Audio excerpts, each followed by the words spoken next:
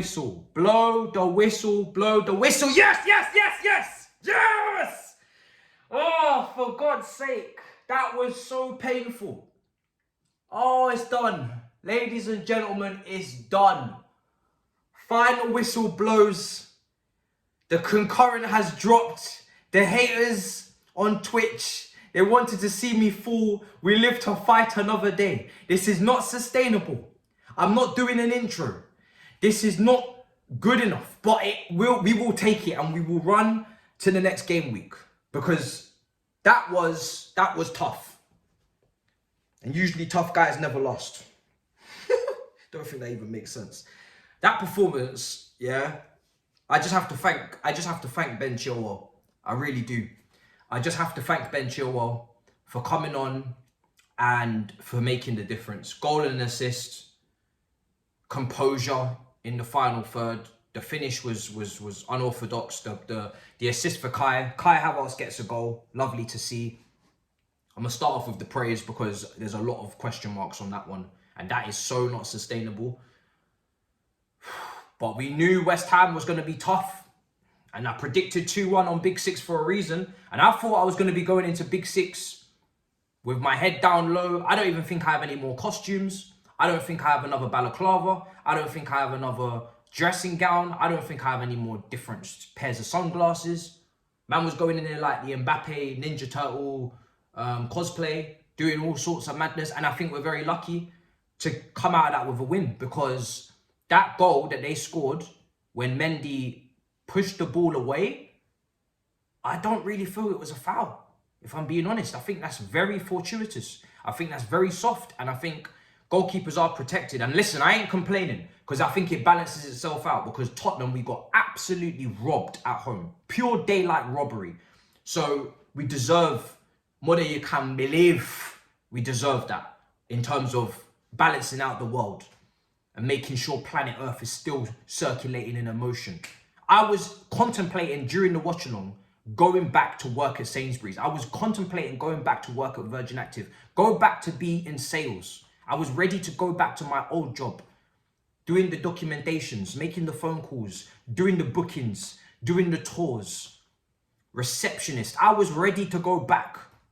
Even maybe I'll go back to uni and finish my degree because I said, do I want to be a content creator in these times? Times like this. But tough times never last. Tough people do. That's the saying. We're here. We're still here alive and kicking. But I swear to God, people, we're so fucking lucky. And that is not sustainable. I'm happy for Kai. I don't know who he's really shushing because for the amount of money you cost, big man, and the fact that that's your first goal of the season, you got a lot of more. It felt like a Harry Maguire shush in a way. Like, bro, you got a lot more goals that you need to get. 15 Premier League goals I set him. He's got one now, so we've started. But Ben Chilwell, brilliant impact off the bench. He will make us more attacking if Cucurella is pushed back into that back three. And he showed great composure. But yeah, man, that was really tough. Broja was involved in that goal. I feel like Broja should have started that game because the amount of crossing at times that we do, if you're going to cross, you got to have someone in the box that's physical enough to compete. Now, even Zuma in there doesn't really give you much of a chance. You know, he's still aerially quite strong. But if you're going to cross, I remember sometimes Chelsea used to cross the ball constantly and Giroud's on the bench. And then when Giroud comes on, we stop crossing. If you're going to cross that much and the only outlet for chance creation, let's be real, before the substitutions were made, the only outlet for chance creation was Reece James. Everything else was just passive as hell. Sterling and Pulisic tried to pick up the ball in dangerous areas. They had little moments where they tried to pick up the ball, take people on, but we are crying out for an elite passer, man. There's no vision in the team. The passes are either underhit or overhit. Gallagher, we tried to give you a chance, big man, but it wasn't for you. I'm not going to lie. And playing in that advanced role, you have to have something extra sauce. You can't just press and constantly press and no, you have to have something, some sauce, some JJ Okocha sauce. You need to have something, some skill, some imagination, some creativity, something. You need to have it, and he doesn't have it. And he's a counter presser. He's a box crusher. He wants to try and maybe get in the penalty area to get a goal. But, bro, when it comes to build-up play, when it comes to fashioning out clear-cut chances, it's not enough. The midfield was imbalanced today, so we already knew when we saw the 11 we were working off a little bit of a messy canvas, as they say.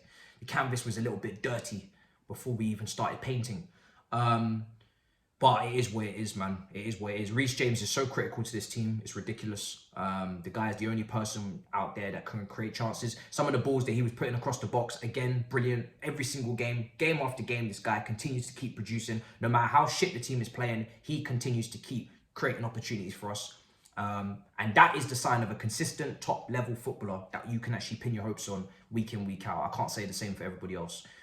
Or not everybody, but most others. Fofana, you made your debut, but listen, you're not going to change the world. At the end of the day, the midfield is imbalanced, so we're still going to concede chances because what you have in front of you is a bit messy. He's obviously still young. It's his debut. He's excited to be out there. I'm excited to see him to an extent, but I'm not going to pretend like he's Ronaldinho, like he's Kaká, like he's going to change the world, because at the end of the day, this team does not create enough chances, and we saw that in the first half. In the first half, it was peak, guys. The first half was so peak. I was so close to I was like, fam, if this is what we're watching, then we may as well just pack it up. We may as well just pack up our bags, because we're not creating no chances at home. I think we had one effort on target. And I asked a question, and I asked it to you guys in the live chat who are with me. I said, Aubameyang is going to be so frustrated if this is what he has to look forward to at home at Stamford Bridge, where we have struggled in recent months, where we struggle to create chances, we struggle to open up teams because we don't have enough elite level players on the ball.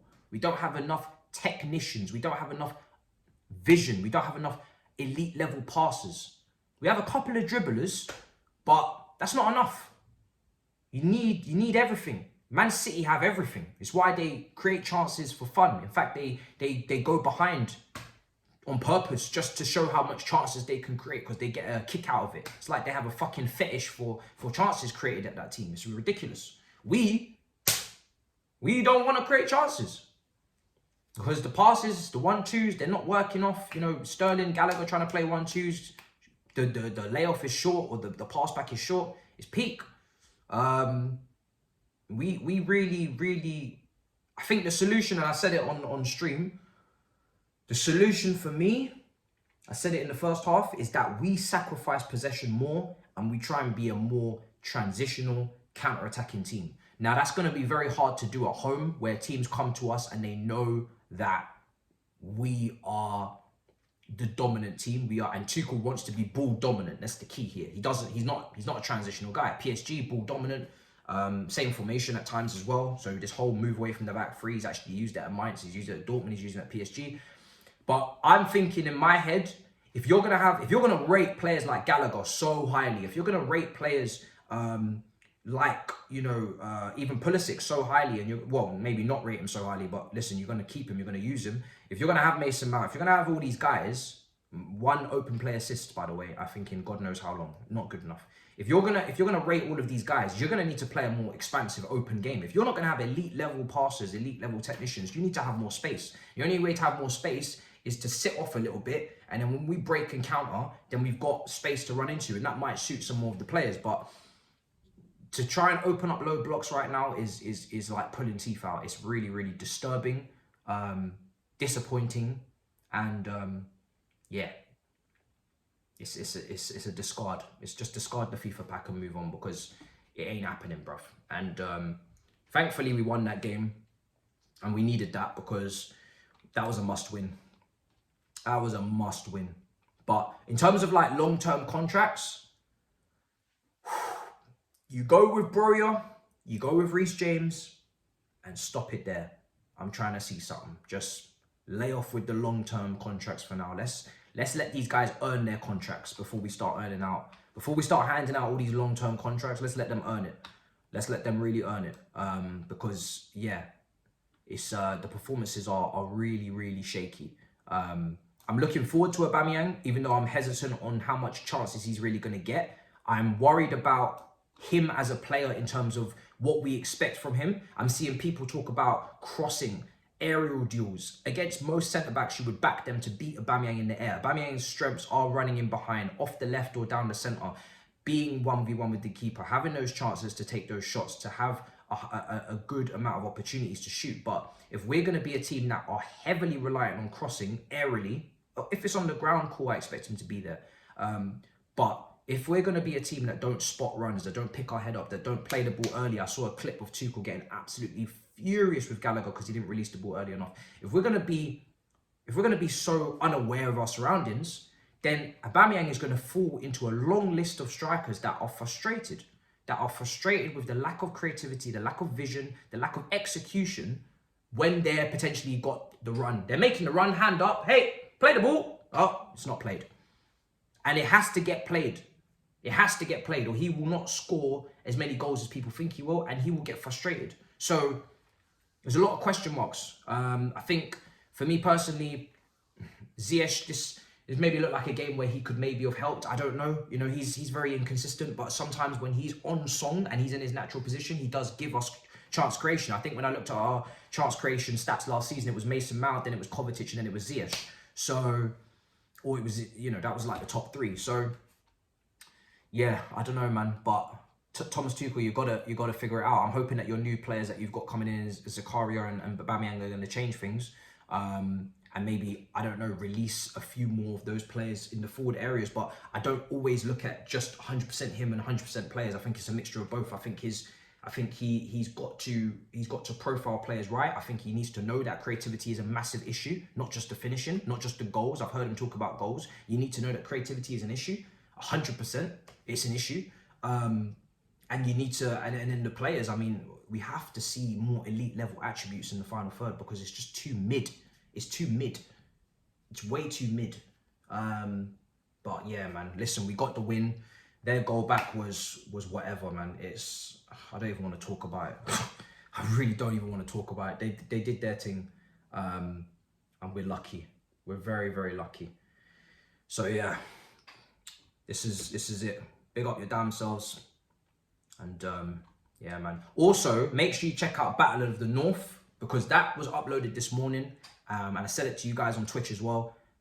It's a brilliant episode. And if you need a pick-me-up, because yeah, we won, but we all know that performance wasn't good enough, and we all know that that is not the level, and it's not sustainable. If you need a pick-me-up, Battle of the North was pretty damn funny. So that's out, and you can enjoy that. I'll put it up at the end of the video. I'll put it at the start. I'll put it all over the shop. It's pinned, so go and enjoy that. But yeah, man, we need God. We need Jesus. Literally, we need it all. It's a long day, so yeah, mad.